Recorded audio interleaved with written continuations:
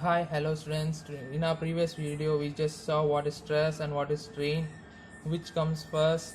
And the previous video just finally concluded that the strain comes first. In this video, we are just gonna see how a stress strain curve is drawn and what is Hooke's law. Okay, there was a scientist called Hooke. Maybe he is a professor or some scientist. He tested a number of materials. He took mild steel, and we are going to draw stress strain curve for mild steel. Let this be an y-axis and this be an x-axis. Okay, I'll make this long straight. Okay, now it's okay. Okay, now it's a little bit okay. Okay, let this curve be, this straight line be, that is y-axis, be stress, and this line be strain.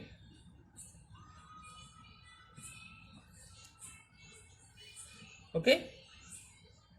Okay, now I'll just say in simple terms from a point of a story. Consider a man A. He is a bodybuilder. Let him be a bodybuilder.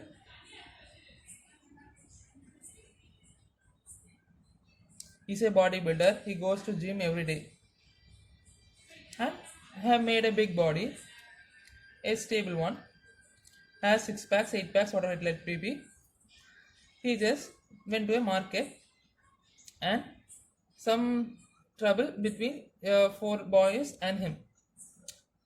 The boy AB, then the boy A and other boys just made a little fight.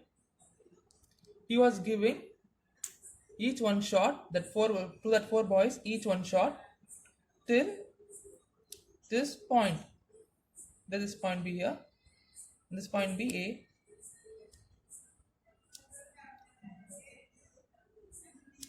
Okay, till this point let it be A. Till this point, when he was beating, he was giving each one shot to that 4 boys, and the 4 boys are also giving each a shot, and he was getting 4, total 4 he was getting. He was giving one shot. He was giving 4 shots to each of the 4 persons, and each of the 4 persons individually gave them one shot. So there was balance. He was giving 4 shots, they were giving 4 shots. He was giving 4 shots, they were giving 4 shots till the point A. And after attaining this point, then again little straight curve. Then here came a point B. Till this point, till A point, they were both. He was giving 4 hits, they were giving 4 hits. Okay, till this there came a point B. Then here he started to feel tired. Then little further up, there point C. From here, he came to know that after he cannot give any shots further. He was too tired. Then he started to defend. Then what happened? The other 4 guys knew that he's becoming tired, and then they gone beating. Then the curve again came down. He was just defending, not giving any fight or kicks or boxing, something else, anything. Then what happened? He was pleading, please leave me, please leave me, please leave me, till this point. Then what happened? Let it be the point BD. Then what happened? They said, no, I'm not going to leave you. I'm just going to kill you, they were saying. Then what happened? Okay, let it be then. Then he kept his all ghost inside, all potential inside, and then started to kick them again. This time he was kicking very harsh. The curve went till here. Till this point, he was giving big shots for them. Then again, one came and took a knife and killed him. Till this point, at this end, they killed him. Let the point be E and the point be F. This is for mild. Let the curve story be apart, and this is the curve for mild steel. Stress and strain curve for mild steel. The point A till the point A is called the proportional limit.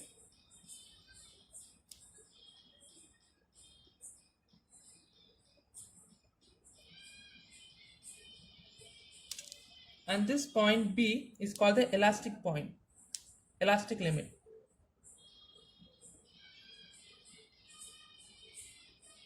Okay, just went off the screen. This P point I am be writing here.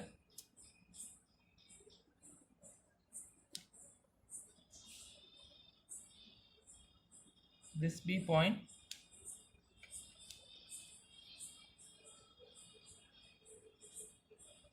make the curve so smooth. Okay, just make the curve smooth. Now you guys looking. Wait a minute. Okay, this point B, this point B is called elastic point. Elastic point or elastic limit.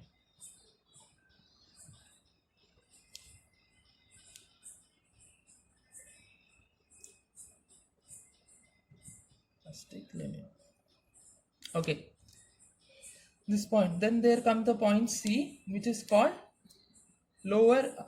upper yield point.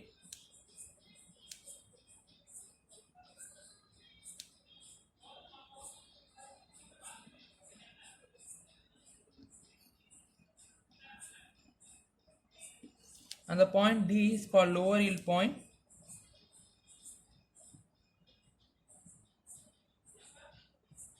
And the point E is the ultimate tensile strength.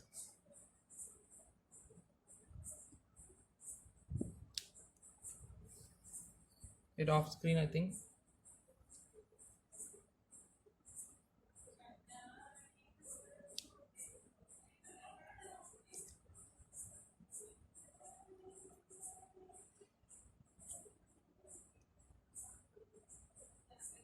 Point F is a fracture point.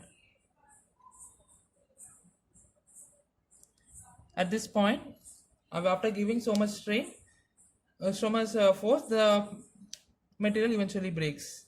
That is, the man gets killed. Okay. This is the stress and strain curve.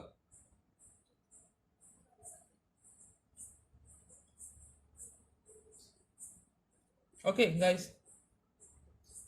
Okay, till this point we have seen this is proportional limit. Until this point, there is the elastic limit.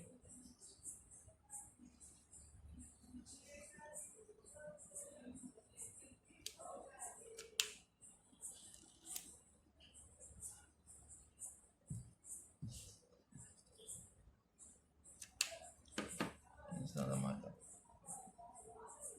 Okay, till this point, in many of the textbooks they may be given that till elastic limit there is the stress is proportional to strain, but that is completely false. Recent researchers made that till proportional limit, the marker is not working again, till proportional limit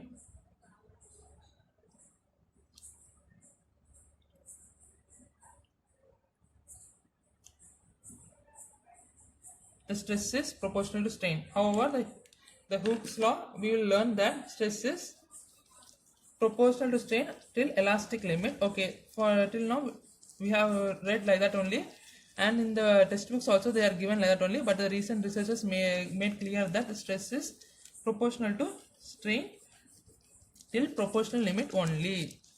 Okay, come on guys. Hooke's law. This marker be now. Hooke's law.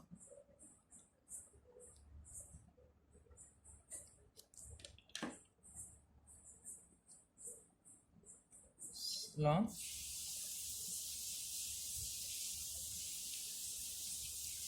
Said that the stress is proportional to strain.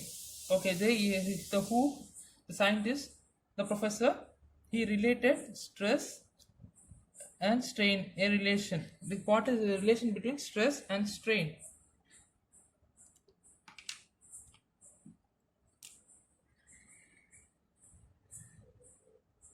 Important relation between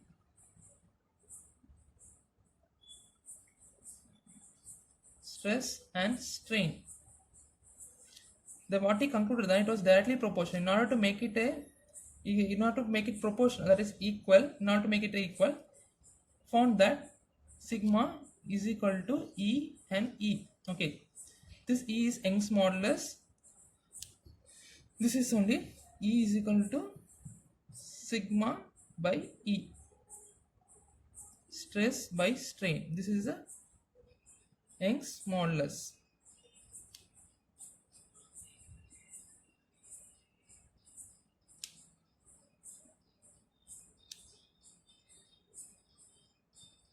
Okay,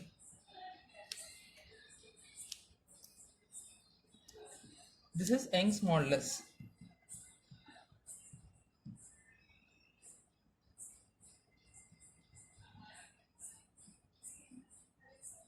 Modulus. This is E is a Young's modulus. Hooke's law states that the stress under elastic limit, the stress is directly proportional to strain. To remove the proportionality, that's proportional symbol, we'll just use a constant, that is elastic constant E. The elastic constant E is also called as Young's modulus. In the Young's modulus states that stress is directly proportional to E. This will be using in problems and all. The stress may be, if you are using tensile stress, then you will be equating with tensile strain. If you are using compressive stress, you will be dividing it with compressive strain.